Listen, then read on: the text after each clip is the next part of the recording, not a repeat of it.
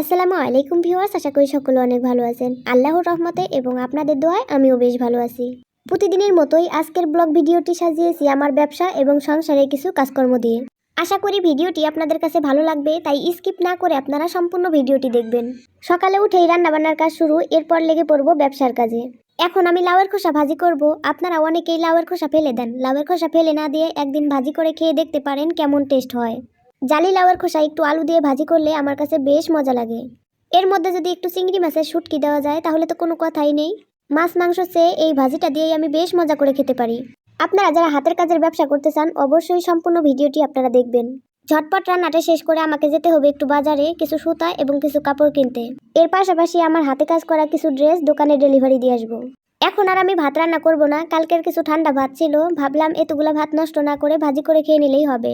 এখনো ও বাসায় আসেনি, আমি আর আমার মেয়ে এখন খেয়ে নিব, এরপর যাব বাজারে। আমার ব্যবসা বেশি বড় না, আপনারা যদি আমাকে সাপোর্ট করেন ধীরে ধীরে আমার ব্যবসা বড় করে তুলবো ইনশাআল্লাহ। আপনারা অনেকেই ব্যবসা শুরু করতে চাচ্ছেন, আমি কিভাবে ব্যবসা শুরু করেছি সবই আমি আপনাদের সাথে শেয়ার করব, ভিডিওটি সম্পূর্ণ দেখতে থাকুন।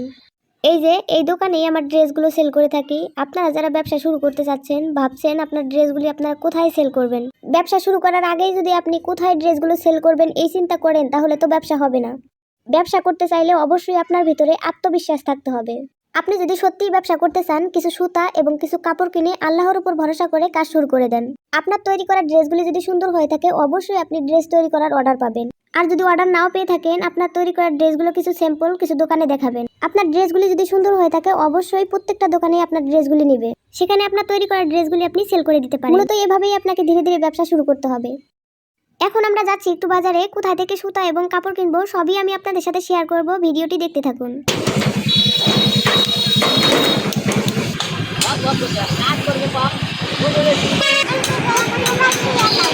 হ্যাঁ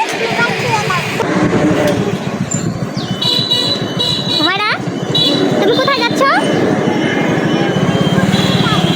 ঘুরতে যাচ্ছ? পিছনে বসবা আম্মু, পিছনে বসবা। প্রথমেই চলে আসলাম আমি সুতার দোকানে, এখান থেকে কিছু সুতা আমি কিনে নিব। আপনারা অনেকেই প্রশ্ন করে থাকেন হাতের কাজের জামাগুলো আপনারা কোন সুতা দিয়ে সেলাই করবেন। আমি বেশিরভাগ সময় বিশ্ব সুন্দরী এই সুতাগুলো দিয়েই হাতের কাজগুলো করে থাকি। হাতের কাজ করার জন্য এই সুতাগুলোই হচ্ছে সবচাইতে ভালো। এখান থেকে আমার পছন্দ মতো আমি কিছু সুতা নিয়ে নিলাম। এরপর চলে আসলাম আমি আরেকটা দোকানে কিছু চেন এবং কিছু মেশিনে সেলাই করা সুতার জন্য। আপনারা যারা হাতের কাজ করতে চাচ্ছেন এই ধরনের দোকানে আসলে আপনারা সব ধরনের জিনিসই পেয়ে যাবেন। জামাতে লাগানোর জন্য লেস বলেন, পুঁতি বলেন, ডলার বলেন, সব ধরনের জিনিসই এই ধরনের দোকানে পেয়ে যাবেন। আমার মেয়েকে এই দোকান থেকে একটি ব্যান্ড কিনে দিলাম। গোলাপি ব্যান্ডটি চাইতে লাল ব্যান্ডটি আমার কাছে বেশি ভালো লাগলো, তাই আমি লাল ব্যান্ডটি কিনে নিলাম। এখন আমরা যাব মহানন্দা নদীর ধারে।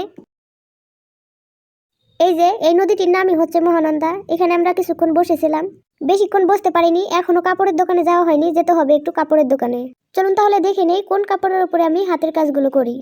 চলে আসলাম কাপড়ের দোকানে, এখান থেকে কিছু কাপড় কিনবো। কি কাপড়? আমি যে ড্রেসগুলো তৈরি করে থাকি বেশিরভাগ সময় অরবিট কাপড়ের উপরেই হাতের কাজগুলো করি।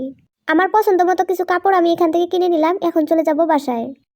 আপনারা যারা হাতের কাজ করতে যাচ্ছেন চিন্তা ভাবনা না করে কিছু কাপড় এবং কিছু সুতা কিনে হাতের কাজ শুরু করে দিতে পারেন।